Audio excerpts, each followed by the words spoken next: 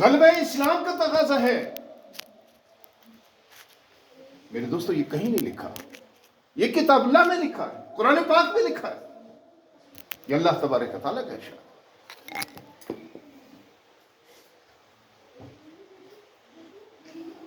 اور اس میں کیا شک ہے کہ ان کو تو ناگوار گزرے گا، ان کو تو قبول نہیں ہوگا۔ مشرکین کب مانیں گے؟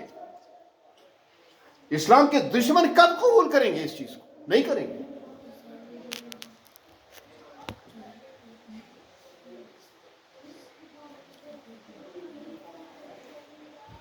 فَلْيَعْبُدُوا رَبَّ هَذَا الْبَيْتِ الَّذِي أَطْعَمَهُم مِّن جُوعٍ وَآمَنَهُم مِّنْ خَوْفٍ۔ آج آپ کی کیا مسئلے ہیں؟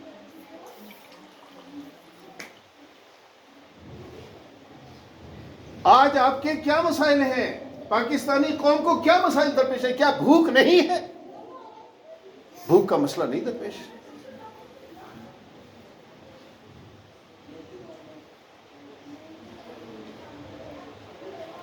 میں ابھی پچھلی مجلس میں یہ بات عرض کر رہا تھا،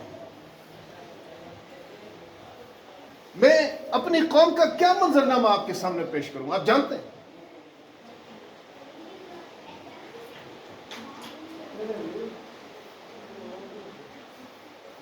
افسوسناک صورتحال ہے جو ہماری قوم کا منظرنامہ دنیا کے سامنے پیش ہے۔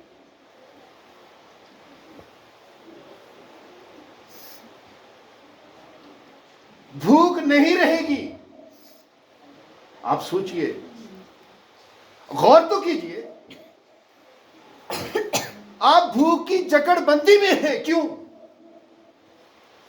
آپ تو نمازیں پڑھیں، مسجدیں آباد،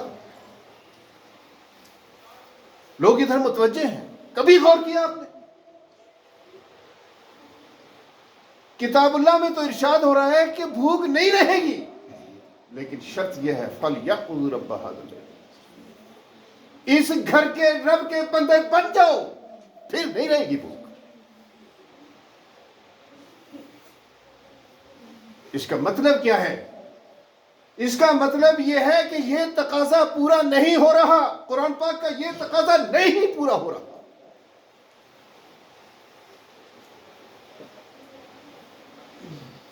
بندگی آپ نے کسی اور کے لیے محسوس کرنا، یہ رسم ہے،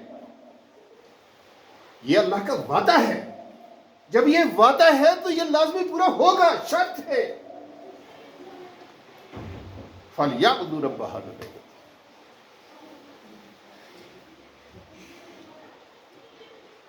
آج قوم دہشت گردی کی لپیٹ میں ہے، بد امنی کی آماجگاہ ہے وہ۔ کیوں ہے؟ مسئلہ یہی ہے، فَلْيَعْبُدُوا رَبَّ هَذَا الْبَيْتِ، شرط یہی ہے۔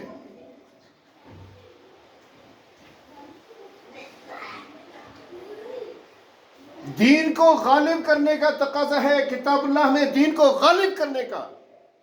کون کون سے شعبے ہیں زندگی؟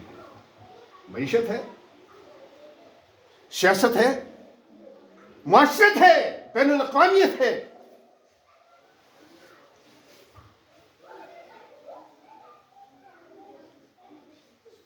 کیا ہمارے پاس معیشت کا، کتاب اللہ میں ہمارے پاس معیشت کا پروگرام نہیں ہے؟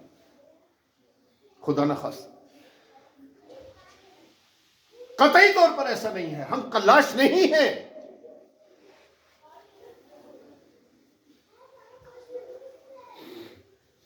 اللہ کے راستے میں خرچ کرو، پوچھتے ہیں کیا خرچ کریں؟ قل العفو،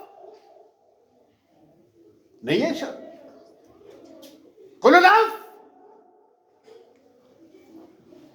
جو ضرورت سے زائد ہے خرچ کرو۔ معاشی نظام نہیں ہے۔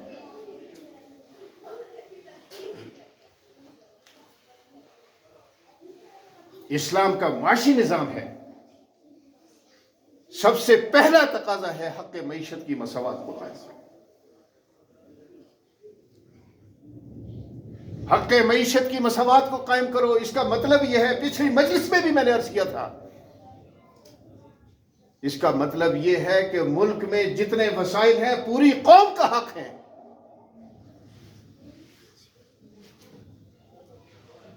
اور عدل کا نظام ہے جس کے تحت ہر فرد کے دروازے پر دستک دینی چاہیے معیشت کو۔ خوشحالی ہر دروازے پر دستک دے. یہ دستک ہو سکتی ہے بشرطے کہ فلیعبدوا رب هذا. اس کا کیا تقاضا ہے؟ کیا مطلب ہے اس کا؟ آپ نے سرمایہ دار پال رکھے، آپ سامراجی غلبے کے اونٹ کے نیچے رہتے ہیں، کیوں؟ کبھی احساس نہیں ہوا؟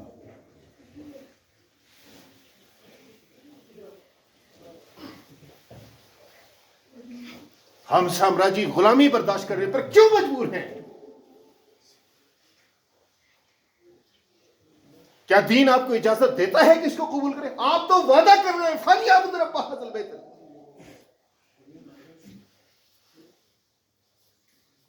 ادھر یہ بات کرتے ہیں، ادھر آپ امریکی سامراجی ایجنٹ بن کر رہتے ہیں، اس کے تلووں کے نیچے رہتے ہیں. یہی مرحلہ ہے جس کے لیے شاعر نے کہا اور ہم خوار ہوئے تارک قرآن ہو کر، قرآن کو ترک کرنے کی بنیاد پر ہم خوار ہو کر رہ گئے.